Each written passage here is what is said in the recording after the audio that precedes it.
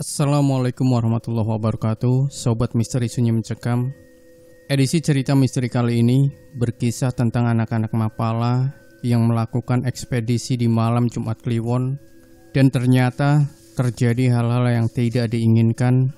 Bagaimanakah cerita selengkapnya? Langsung saja kita simak sebuah kisah nyata misteri dari penulis kisah yang sempat viral, KKN Desa Penari, yaitu Simple Man. Kali ini, sebuah kisah nyata misteri yang berjudul Ekspedisi di Malam Jumat Kliwon. Kejadian ini terjadi 2 tahun lalu, waktu aku ikut kegiatan kampus yang tergabung dalam tim ekspedisi ke salah satu gunung yang kurang dikenal. Kegiatannya sendiri bertujuan untuk menyambut mahasiswa baru yang bergabung di organisasi Mapala kampus. Singkatnya, aku adalah satu dari orang yang ikut. Siapa yang gak suka dengan gunung dan alamnya? Jadi aku udah seneng aja bisa ikut kegiatan ini. Namun rasa senangku harus kupikir ulang ketika jadwal keberangkatan rombongan adalah malam Jumat Kliwon. Aku sempat protes, kenapa harus Jumat Kliwon? Dan dengan enteng mereka cuma bilang, "Lu kan sering naik gunung. Mau naik hari apa juga sama aja, lihatnya pohon doang." Salah satu dari pengurus memang kenal aku dan sepak terjangku naik gunung, tapi aku pikir ini bukan ide yang baik. Tapi sudahlah, akhirnya aku nurut apa kata mereka sebagai pengawas dalam perjalanan ini. Gunung yang aku maksud nggak bisa aku sebutin, tapi aku bisa kasih gambaran sama kalian tentang gunung ini. Ini adalah gunung yang sebenarnya cukup dikenal di Jawa Timur, namun kurang begitu populer untuk digunakan sebagai jalur pendakian, karena gunung ini lebih sering digunakan untuk camping atau sekedar jurit malam untuk sekolah dan kampus. Jalurnya yang mudah ditempuh dengan mobil, sekaligus jalur yang paling penting menghubungkan kotaku dengan salah satu kota wisata di Jawa Timur. Kami berangkat bersama rombongan jam 2 sore. Kendaraan yang kami gunakan adalah bis yang sudah disewa. Karena cukup banyak yang ikut, di tengah perjalanan, para pengawas menjelaskan apa saja kegiatan kita di sana nanti.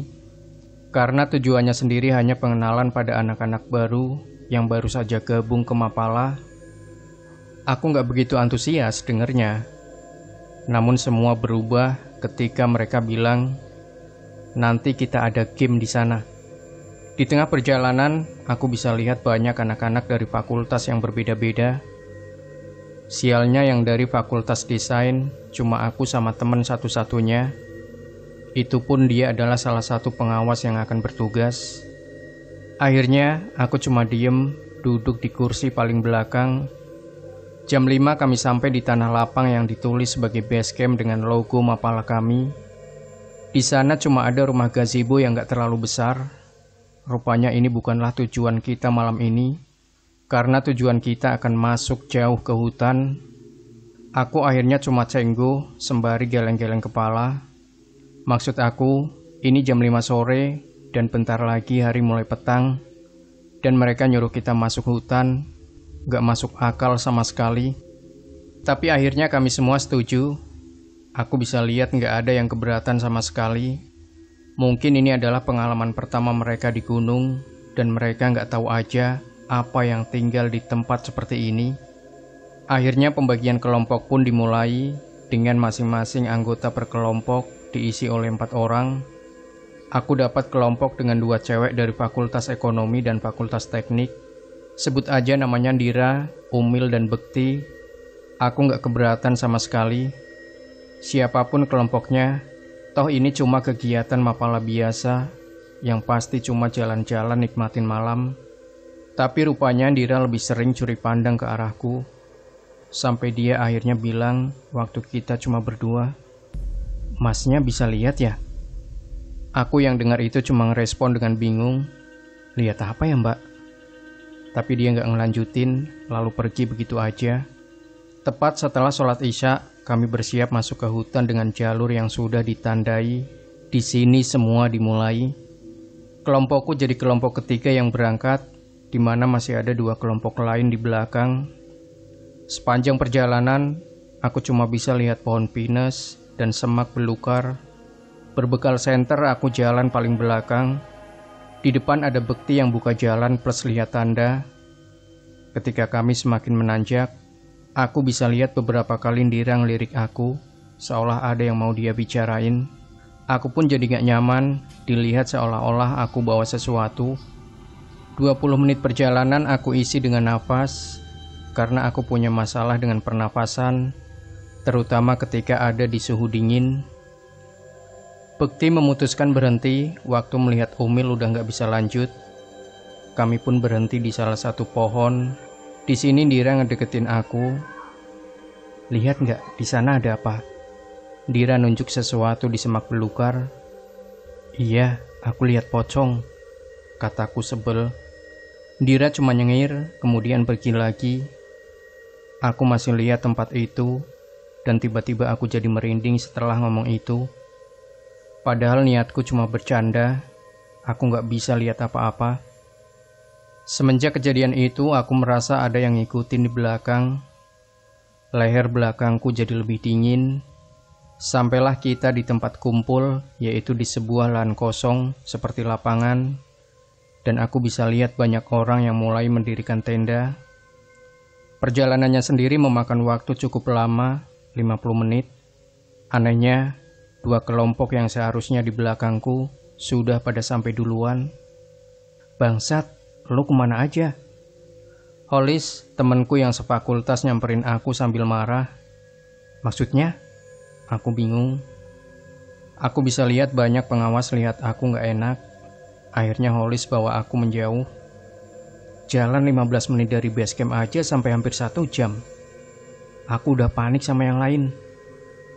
Lah, aku lewat jalan yang lu pada kasih tanda, kataku membela.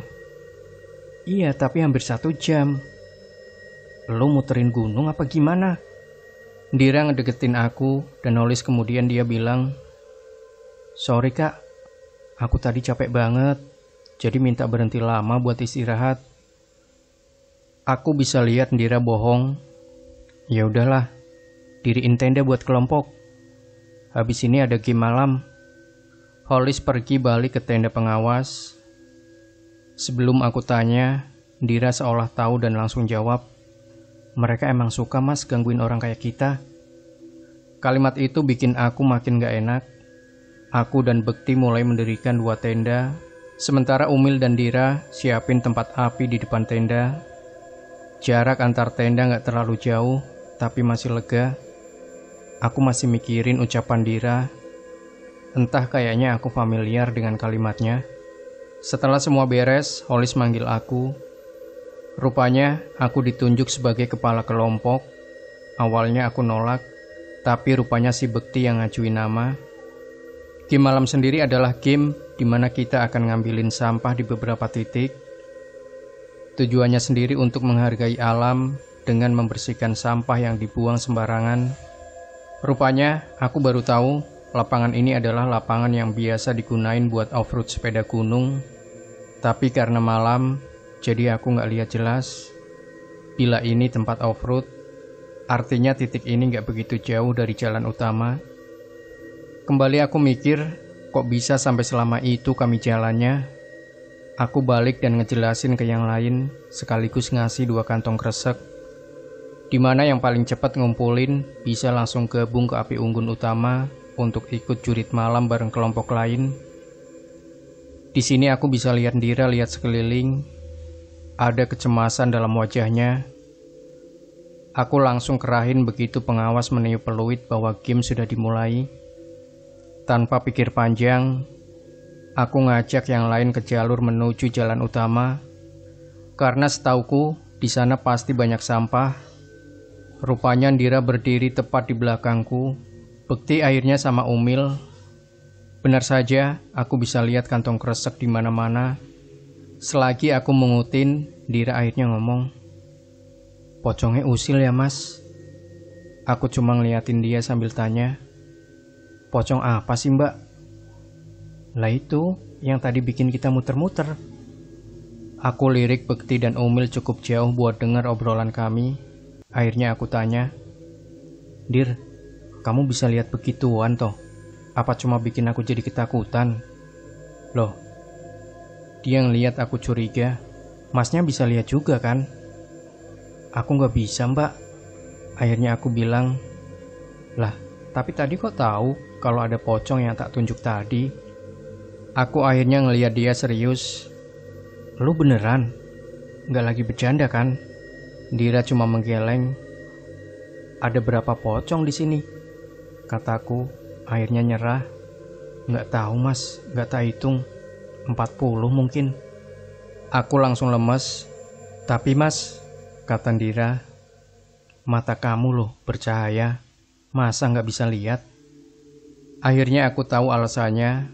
Aku jadi ingat waktu peristiwa aku dibawa ke Banyuwangi. Iya, sudah dihilangkan kok. Akhirnya Dira paham.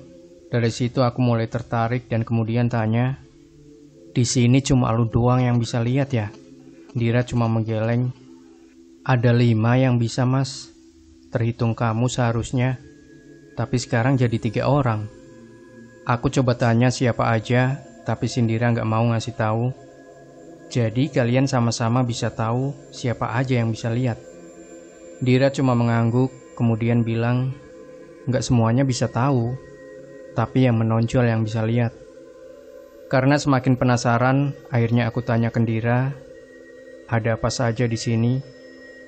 Di sini banyak pocongnya mas, tapi ada juga mbak-mbaknya. Mbak-mbak apa, Dir? Itu di atas pohon. Ada mbak-mbak yang lagi liatin kita. Aku ngeliat ke atas, dan benar saja, leherku tiba-tiba meremang dengan sendirinya. Jadi mereka yang bikin kita muter-muter. Dira akhirnya mengangguk. Setelah kantong kami penuh, kami pun balik ke lapangan. Tapi rupanya di lapangan aku melihat gelagat yang aneh. Salah satu tenda tampak dipenuhin orang-orang yang berkumpul memutari. Aku pun ikut lihat apa yang terjadi. Rupanya salah satu pengawas cewek dipegangi oleh pengawas lain. Matanya melotot melihat semua orang yang ada di sini. Aku ngelirik ke Dira, kemudian ngomong pelan. Lu bilang ada 5 orang termasuk aku. Seharusnya jadi 4 kan? Kok bisa lu ngomong jadi 3? Dira akhirnya ngomong, yang satu lagi udah dirasuki soalnya.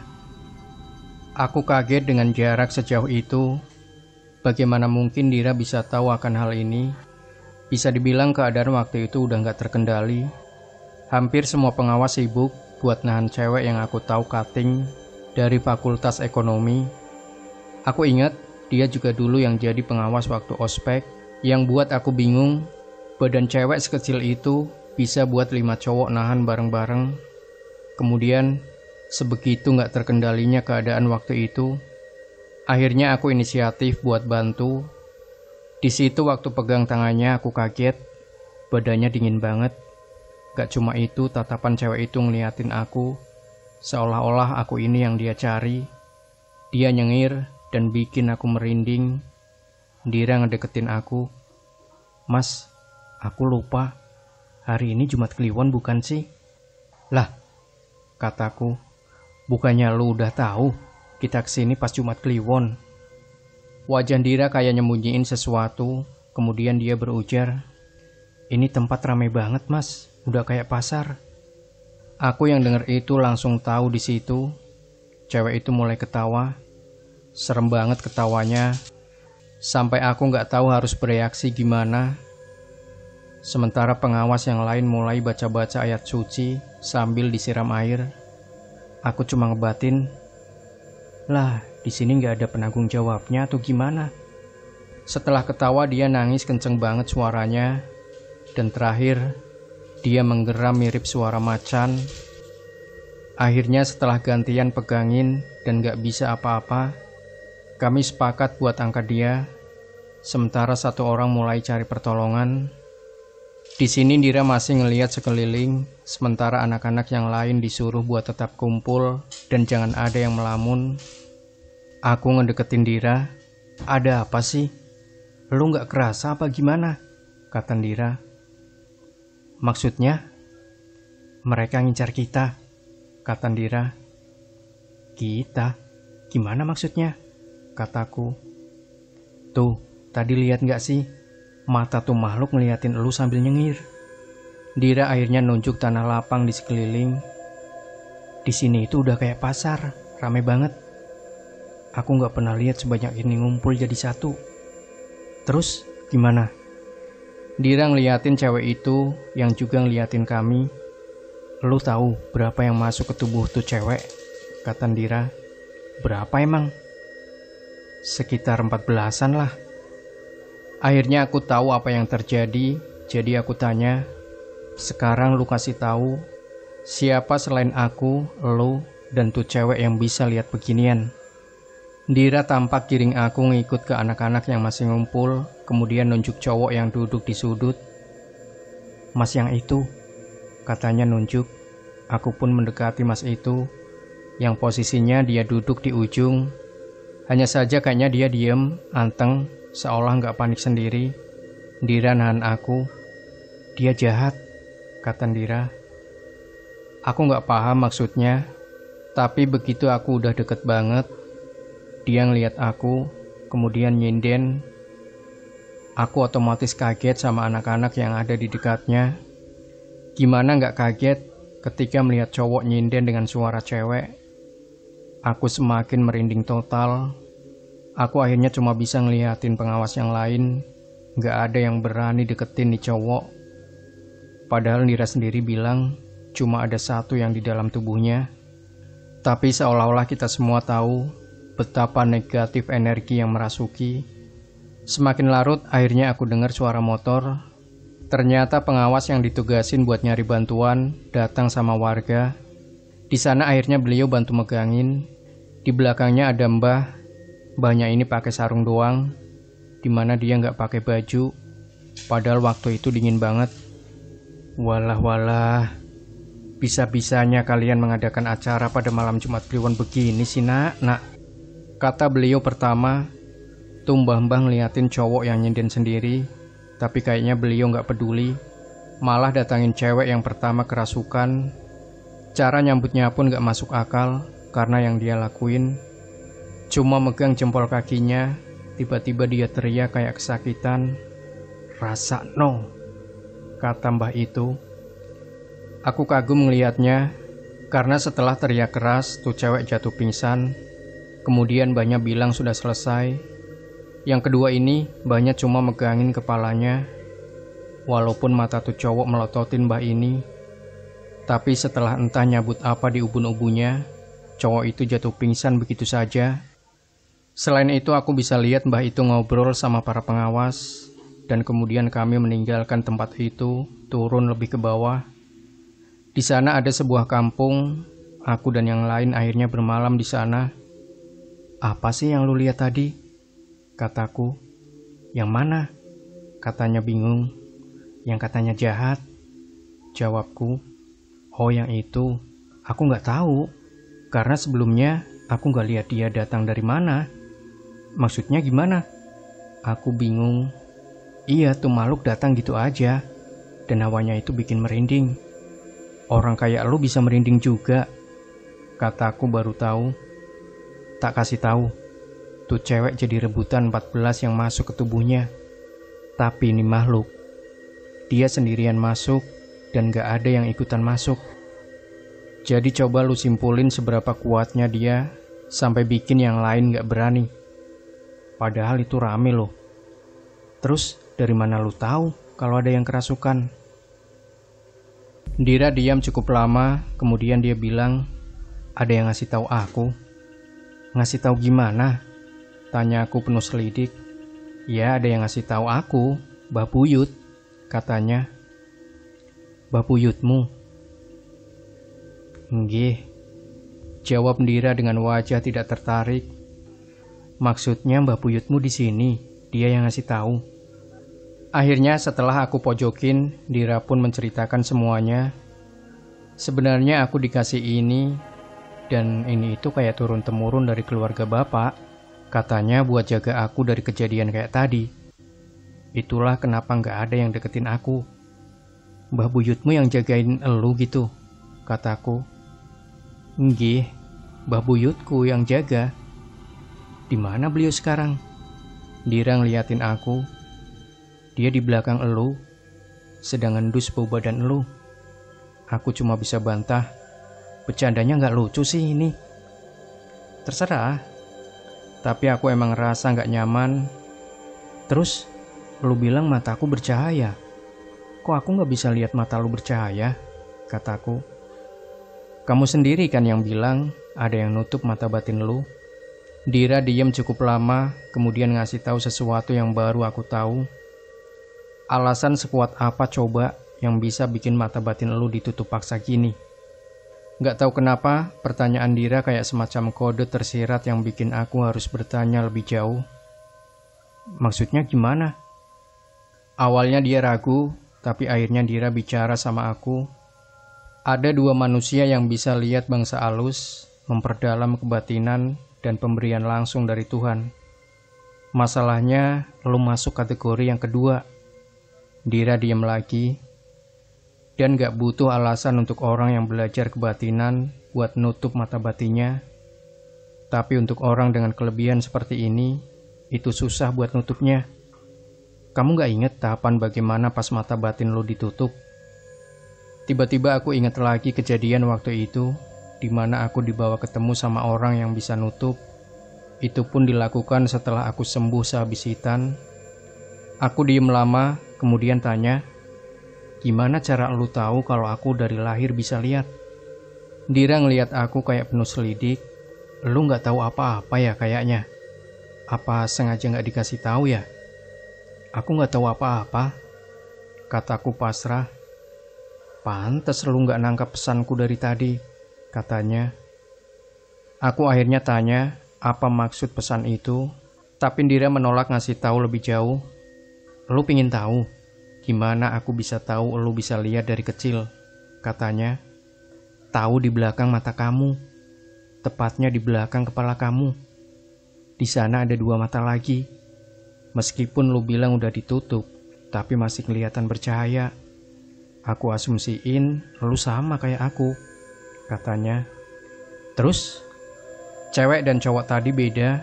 Mereka kayaknya belajar kebatinan dulu, jadi mereka gak bisa lihat aku. Satu lagi siapa yang bisa lihat? Dira kayaknya nahan diri buat ngasih tahu yang terakhir. Jadi akhirnya aku gak maksain. Malam itu aku pakai buat tanya banyak hal, termasuk rupanya sesama yang dikasih sejak lahir bisa lihat hanya dengan mata. Pantes, kebanyakan tiap aku ketemu orang yang tahu begituan, mereka selalu memandangku tertarik. Di antaranya orang yang aku lupa namanya, yang nyuruh aku buat tiduran beralaskan daun pisang dan berbantal batang pohon pisang. Di situ juga aku ngomongin makhluk apa aja yang ada di sana.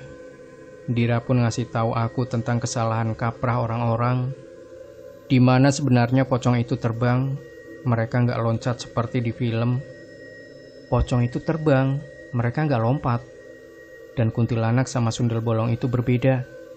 Sundel bolong itu kakinya nggak nampak tanah. Sedangkan kuntilanak, mereka nggak terbang, tapi merangkak. Lu bayangin kalau lihat kuntilanak di atas pohon, dipikir mereka terbang. Padahal mereka merangkak ke atas pohon. Ngobrolin hal itu bikin aku merinding setelah tahu banyak hal. Keesokan paginya, bis kami datang, kami kembali melanjutkan aktivitas mapala dan penerimaan anggota baru.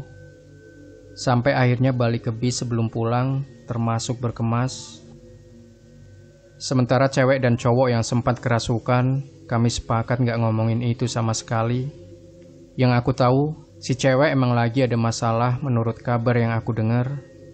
Sedangkan si cowok, dia lagi sial saja, sempat kosong pikirannya. Karena kaget, mungkin atas apa yang ada di sana. Di dalam bis, Dira balik duduk sama Umil. Saat itu entah kenapa aku udah nebak siapa orang kelima itu. Walaupun ini kejadian yang cukup menegangkan, aku dapat pelajaran banyak dari ini. Sekarang, aku masih sering sih lihat Dira di kampus, tapi aku udah gak lanjut ikut mapala, karena sekarang aku kerja sambil kuliah. Terakhir kali kami ngobrol, waktu aku ketemu dia di kantin, Dira ngasih tahu sesuatu. Sebenarnya lu juga ada loh yang jagain. Hanya saja dia jaganya cuma dari jauh. Aku yang dengar itu pun kaget awalnya, tapi Indira ngelanjutin, aku rasa nyokap lu tahu sesuatu. Coba tanyain beliau. Namun sampai saat ini, aku belum tanya sama sekali sama nyokap. Lain kali mungkin aku bakal tanyain. Toh sekarang aku udah nyaman dengan kehidupanku yang sekarang. Terakhir, sebenarnya di kamarku udah ditanam sesuatu yang bikin makhluk seperti itu nggak bisa masuk. Makanya, aku paling nyaman ada di kamar. Pernah aku usul buat ditanam di rumah, tapi rupanya penghuninya nggak terima karena mereka di sini lebih lama. Akhirnya, demi kebaikan bersama, cuma ditanam di kamar biar aku punya ruang privasi. Kalau ada waktu aku bisa ceritain intinya. Aku cuma mau bilang, mungkin di antara kalian juga ada yang lagi merhatiin atau jagain apapun itu. Lebih baik kalau kita bisa bersikap bijak, dan kalau tidak mengganggu ya biarin aja. Yang penting jangan pernah jauh sama yang buat hidup. Kalau kata orang Jawa, sing moho kuwoso, sing nentokno garis uripe menungso. Yang maha kuasa adalah yang menentukan garis hidup manusia. Demikian Sobat Misteri Sunyi Mencekam. Jangan lupa berikan komentar Anda, like, share video ini, subscribe channel Sunyi Mencekam, dan kembali nantikan cerita-cerita misteri terbaru dari kami. Wassalamualaikum warahmatullahi wabarakatuh.